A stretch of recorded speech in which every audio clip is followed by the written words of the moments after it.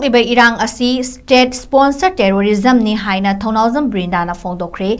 चाही अहुम हेलकलबा मणिपुर की इरांग असी कांगलुप की इरांग अमत नत्ते स्टेट ना स्पॉन्सर तौबा वायलेंस अमदी टेररिज्म अमनी इरांग असी मियोय खुजो खरना लेबाक असी पाइसिलगा तौनिंगबत तौबा प्रजा की अपांबा प्रजा खोंजेन नमथादुना थंबा बीजेपी की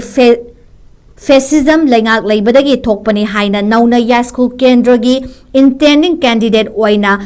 चोंथोरकलिबा रिटायर एमपीएस थौनाउजम ब्रिंदाना फोंदोखरे वाफम असिंगसी इम्फाल की बीटी रोड लेबा कांग्रेस बाबन दा पांथोकिबा मणिपुर प्रदेश कांग्रेस कमिटी न सिंधुना पार्टी असिना नौना तोंगान तोंगानबा पॉलिटिकल पार्टी कयादगी चंगलखिबी मसक नायरबा मियोय सिंबु तरामना ओकपगी थौरंग मरी लेनना ब्रिंदाना फोंदोखिबनी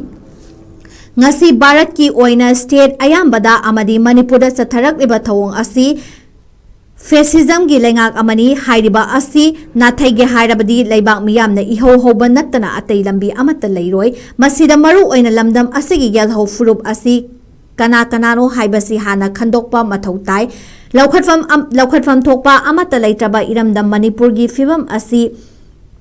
हौगरहन के हायराबदी लमदम असिदगी बीजेपी लेंगाक असि मरु फंगना मुथतलबा मतमदता ngamgani बीजेपी लेंगाक असि मरु फंगना मुथतपा ngamgadaba पार्टी मणिपुरदा कांग्रेस नत्तना लेरोय लमदम असिगी मियामनसु इरांग असि पालिबा बीजेपी लेंगाकना सेंटर गी याकाय येंगदुना state अमदी लुचिंगबगी मथौना उथोक्तबदा नत्तना cookie militant सिंगबु सौगतुना लेबदगी Meitei खक्ता लंदारंबदगी हौजिकती ngasi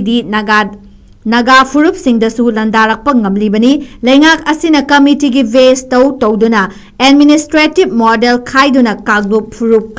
Kaktamaki, Kananaba Honariba Asi Kaidonung Dasu, Mai Pakpa Purak Pangamloi Haibasi Lamdam Asida, Kunda Minariba Furup Kudimangna Kaminaba Matoktai, Hauzik Lamdam Asida Toliba Hingsagi Todok Sing Arang Maktada, Kanto Savan the Toliba Todok Asi, Nongmagi Oina. Routine pau ama oiduna lady punamak sing asi BJP lengak lakpadagi experimentin oiraba democracy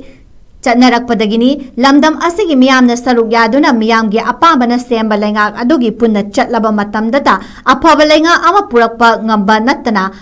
fraction and democracy su lakpa ngamgadawribani ngasi BJP gi lengak na democracy bu namthaduna tawningbata tawduna leiriba BJP lengak asi congress khaktamak na maru fangna muthatpa ngamgadawribani asigumba BJP bu maithiba piba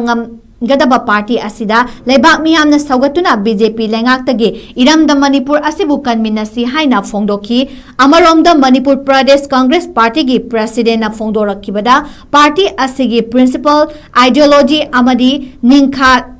tamdringai mamangdagi hauna Indian National Congress asi ningkha tamnaba honabada sagonaduna lakpa party asida tongan na political party singdagi yawrakliba miyoi sing asibu super power politics yaudaba yade haina changlakpa miyoi natte lamdam asigi damak karigumba kharada oirabasu kathoklamlage haina party asida changlakibani asigumba lamdam asigi damakta khanduna party da masak naiba miyoi khara changlakpa asina party asi Amukta hena mapanga kangkhatuna lebaki damak thabak tawba ngamlagani haina fongdoki ngasi nangno changlakraba miyoi sing adudi TH Oxford Singh Longjam Suranjoy Laksham